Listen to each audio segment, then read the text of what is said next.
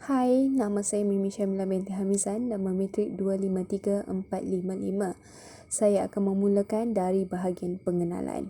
Senarai penilaian sokongan interpersonal ISEL adalah bertujuan untuk mengukur persepsi sokongan sosial di kalangan individu dalam populasi umum.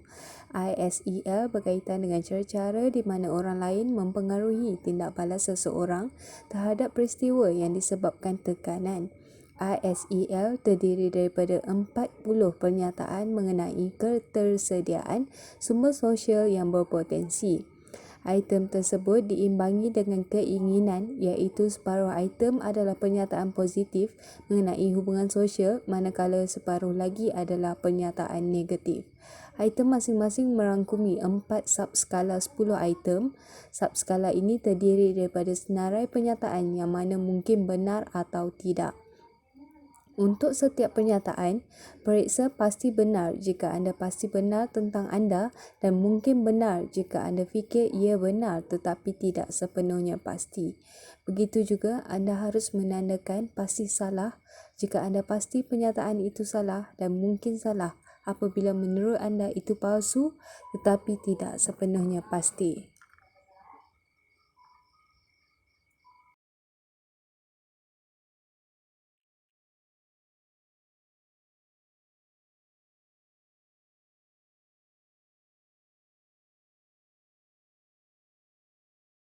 Sejahtera. Nama saya Lau Jinyan, nombor bateri 253561.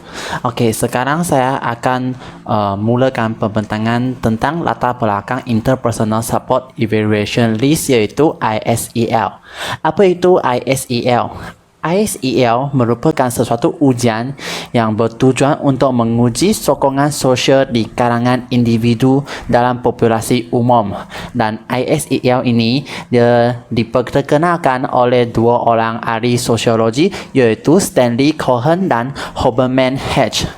Okey, untuk ujian ISEL dia terdapat 40 soalan dan dalam 40 soalan itu dia bahagi kepada 4 golongan sokongan yang berbeza. Untuk setiap kumpulan terdapat 10 soalan. Okey, apa itu 4 golongan?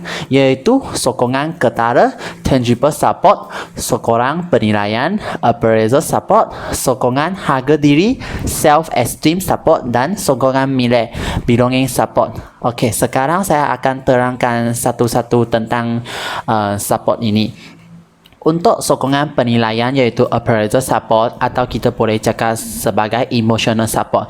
Dia merupakan sokongan ungkapan perasaan kasih sayang, empati dan juga penyayang. Okey, untuk sokongan ketara, tangible support, dia merupakan sesuatu pembelian bantuan dalam segi kewangan, bahan atau fizikal. Sebagai contoh, sekiranya kita minta bantuan daripada kawan untuk penyediaan duit atau tenaga kerja, ini merupakan tangible support. Okey, untuk ketiga, sokongan milik iaitu belonging support. Dia merupakan perasaan kekitaan yang terdapat di dalam seseorang itu. Dan akhirnya, sokongan harga diri self-esteem support. Dia merupakan sokongan yang memberikan harga diri yang terdapat dalam seseorang itu. Okey, sekarang saya akan continue dengan bahagian prosedur menjawab untuk ujian Interpersonal Support Evaluation List ISEL. Okey, seperti tadi yang saya cakap, ISEL ini dia mengantongi sebanyak 40 soalan dan dalam 40 soalan ini dia bahagikan 20 soalan yang merupakan positif terhadap hubungan sosial dan 20 soalan lagi merupakan negatif terhadap hubungan sosial. Apa maksudnya? Sebagai contoh, untuk soalan saya terdapat orang untuk membantu saya sekiranya saya memerlukan bantuan. Ini merupakan positif terhadap hubungan sosial. Untuk soalan yang negatif terhadap hubungan sosial ialah sebagai contoh, saya tidak dapat seseorang untuk mengkongsikan perasaan dan masalah saya. Okey. Nama saya Siti Nurul Asma binti Muhammad 253605 akan membentangkan tajuk pentadbiran alat ujian atau scoring. Bagi ISEL, ISEL ini mempunyai 40 item soalan yang mesti dijawab kesemuanya oleh responden. Soalan inventory ini bertujuan mengukur sokongan sosial yang dirasai oleh seseorang responden. Soalannya adalah berbentuk pasti benar, pasti salah atau mungkin salah. Bagi pemilihan jawapan pasti benar, responden perlulah yakin dengan jawapan yang dipilih, dan bagi jawapan mungkin benar, responden mungkin keliru dengan soalan. Tetapi dalam masa yang sama, responden merasakan jawapan itu adalah benar.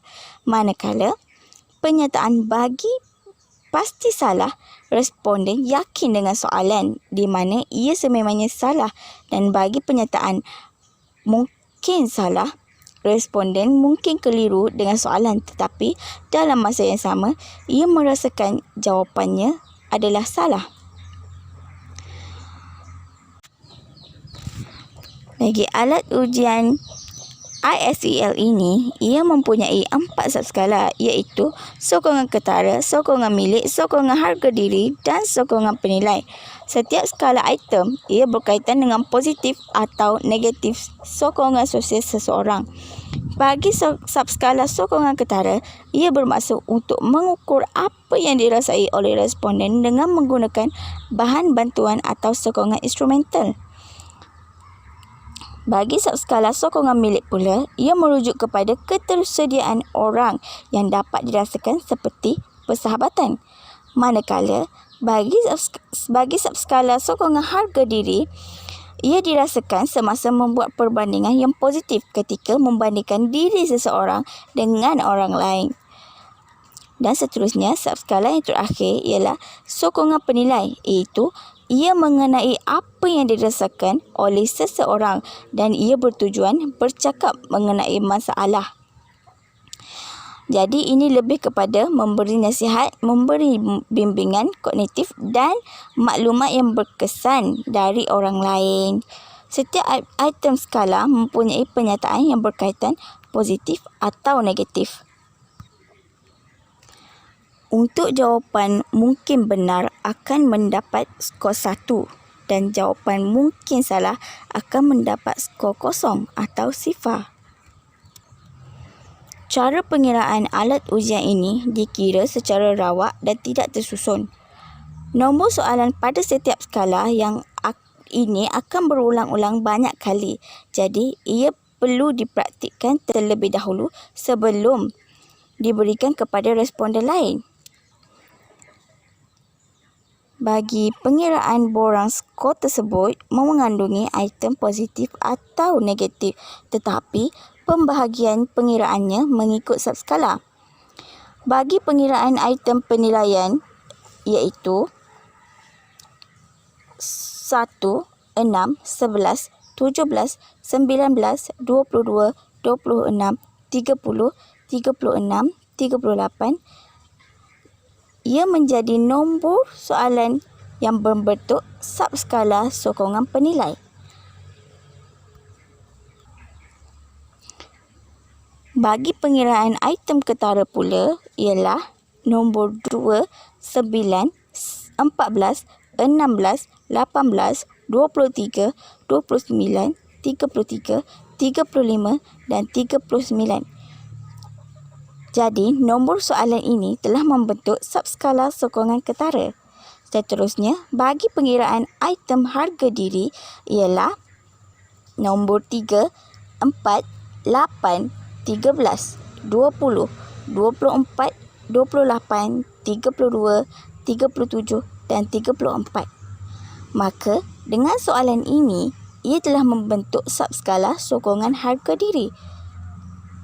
Bagi pengiraan item milik pula ialah bernombor 5, 7, 10, 12, 15, 21, 25, 27, 30 dan 34. Ia telah membentuk soalan subskala sokongan milik. Namun begitu, terdapat juga pengiraan soalan bagi item lain, iaitu nombor 3, 6, 9, 10, 11, 13, 14, 15, 17, 24, 25, 27, 28, 29, 30, 34, 35, 36, 39 dan 40. Bagi soalan ini, ia dipanggil kod yang terbalik.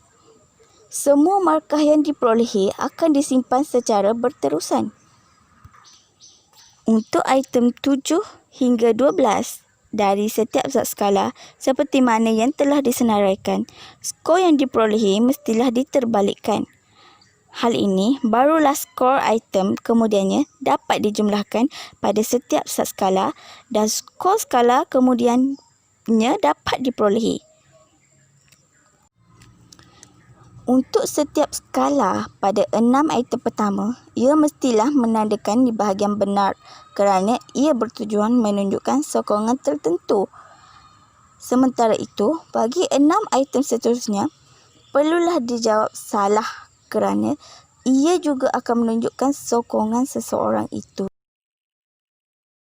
Assalamualaikum dan selamat sejahtera. Nama saya Nur Syuhadah binti Siran, nombor matrik 253580. Saya akan menerangkan mengenai keperluan ujian dan juga interpretasi terhadap responden. Alat ujian ini telah dijalankan kepada pelajar kumpulan A yang mengambil kursus pengujian dan juga penaksiran dalam kaunseling, iaitu sebanyak 73 orang responden yang telah kami terima, iaitu sebanyak 78.1% adalah daripada perempuan dan juga 21.9% adalah daripada lelaki. Keperluan ujian ini dijalankan adalah untuk melihat persepsi sokongan sosial di kalangan pelajar dalam populasi umum. Ujian ini sesuai untuk dijalankan kepada pelajar di peringkat universiti kerana mereka adalah golongan yang sering menghadapi masalah dan krisis dalam kehidupan. Isu dan juga perkara yang ingin diukur dalam ujian ini boleh dikaitkan dengan kehidupan individu yang sudah mencapai kebebasan dalam hidup. Sudah pasti, apabila sudah menjangkau usia dewasa, banyak isu dan permasalahan yang dihadapi golongan ini. Sebagai contoh, isu tekanan, kepercayaan ataupun persahabatan. Apabila diteliti semula, setiap pernyataan yang disoal dalam alat ujian ini dapat ditafsirkan bahawa item-item tersebut sangat berkait rapat dengan pengaruh gaya kehidupan seseorang dalam kategori interaksi bersama individu. Secara tidak langsung, alat ujian ini dapat membantu individu mengenal diri mereka dan bagaimana mereka melihat masalah yang ada dalam hidup mereka dari perspektif yang positif. Alat ujian ini juga membolehkan individu memperbaiki aspek sokongan sosial dalam hidup mereka.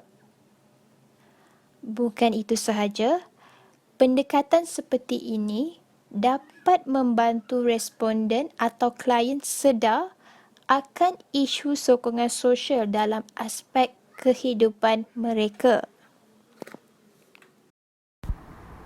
Hi everyone, Assalamualaikum warahmatullahi wabarakatuh. Perkenalkan, nama saya Alisa Sarfina Yuska, nomor matriks 702037. Okey, saya akan menjelaskan mengenai kelebihan dari inventory kumpulan kami. Dalam tes Interpersonal Support Evaluation List atau yang biasa kita kenal dengan singkatan ISAL, dapat kita lihat terdapat beberapa kelebihan, iaitu seperti memiliki reliability yang tinggi, iaitu sebesar 0.824 dengan jumlah item yang gugur sebanyak 14 item dengan 2 kali putaran. Selanjutnya, tes Ini juga dapat menunjukkan hubungan yang kuat antara masalah yang responden alami dengan dukungan sosial yang ia dapati. Maksudnya di sini ialah tes IASL ini juga dapat mengungkapkan bagaimana hubungan interpersonal seseorang dengan lingkungan yang ia duduki. Hal ini juga bersesuaian dengan validity of grade translation. Selanjutnya, kelebihan dari tes ISAL ini juga dapat mengungkapkan patologi pada responden seperti hubungan sosial, dukungan sosial ia dapati, psikotism, bagaimana klien dapat mengungkapkan defense mechanism yang tengah ia hadapi. Selanjutnya, tes ini juga dapat mengungkapkan psikotism atau patologi seorang klien, iaitu stres hingga depression. Assalamualaikum dan hai, nama saya Nurhanani binti Ibrahim, nombor matrik 252824 dengan kekurangan alat ujian yang dilaksanakan. Okey, kekurangan yang pertama untuk alat ujian Interpersonal Support Evaluation Test ataupun kita panggil sebagai ISEL ataupun ISEL ialah fungsi bagi setiap item soalan yang terdapat pada alat ujian ini masih membawa maksud yang sama. Menurut Cohen S. dan juga rakannya pada tahun 1985, mereka menyatakan bahawa soalan nombor 6 dan juga nombor 37 mempunyai maksud yang sama, iaitu berkenaan dengan adakah anda rapat dengan seseorang dan mudah untuk meluahkan masalah pribadi kepadanya. Kedua-dua soalan ini membawa maksud tersebut yang sama. Okey, ini juga telah menyebabkan skor yang diperolehi terhadap alat ujian ini adalah sedikit. Okey, kedua ialah ujian ini masih terdapat hubungan negatif di antara faktor masalah psikologi dan juga faktor nilai sokongan interpersonal. Perkara ini telah dinyatakan di dalam jurnal oleh Evangelia Delistamati dan juga rakannya pada tahun 2012. Iaitu mereka sendiri berpendapat bahawa masih terdapat hubungan negatif antara kedua-dua faktor ini. Namun, ianya tidak bermakna kedua-dua faktor ini akan terus-menerus membawa hubungan negatif. Masih terdapat hubungan, tetapi memerlukan kajian selanjutnya atau memerlukan kajian seterusnya. Seterusnya, saya akan meneruskan topik tentang limitasi ataupun cabaran dalam melaksanakan alat ujian ini. Okey, cabaran ataupun limitasi yang pertama ialah kesukaran dalam mendapatkan responden. Hal ini kerana alat ujian ini telah diberikan secara atas talian ataupun kita panggil secara online melalui WhatsApp. Oleh itu, kebanyakan responden yang meliputi pelajar Malaysia di UUM kurang gemar kepada soalan yang berbentuk bahasa Inggeris. Bagi mereka, soalan ini akan sukar apabila terdapatnya tata bahasa yang tinggi.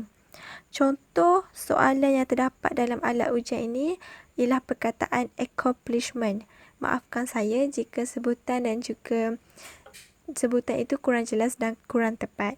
Okey, tidak semua orang memahami makna perkataan tersebut.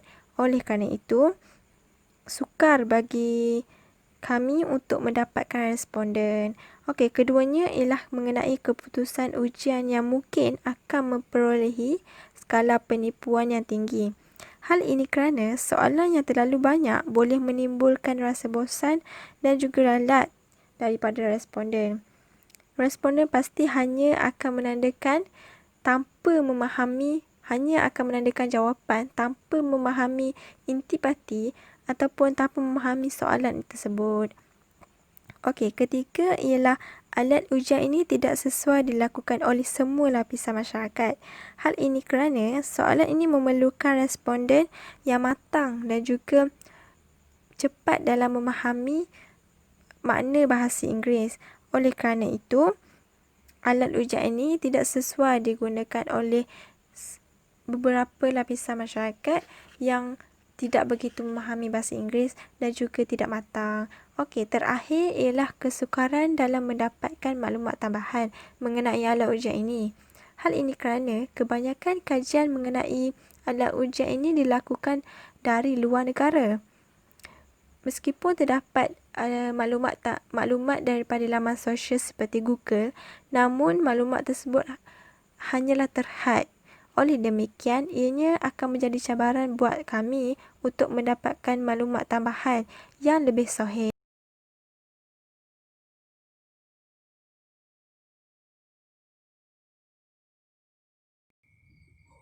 Sebagai kesimpulan, ISEL merupakan suatu ujian yang bertujuan untuk menguji sokongan sosial di kalangan individu dalam populasi umum. Ini merupakan tujuan utama ISEL dihasilkan. Keperluan ujian ini dijalankan tidak hanya untuk tujuan menyiapkan tugasan semata-mata, namun ia juga dijalankan bagi melihat persepsi sokongan sosial di kalangan pelajar dalam populasi umum. Alat ujian ini sebenarnya dapat membantu individu untuk mengenal diri mereka dan bagaimana mereka melihat masalah yang ada di dalam hidup mereka dalam persepsi yang positif. Step scoring yang dijawab oleh responden melihat kepada diri individu itu sendiri. ISEL juga membolehkan individu memperbaiki aspek sokongan sosial dalam hidup mereka.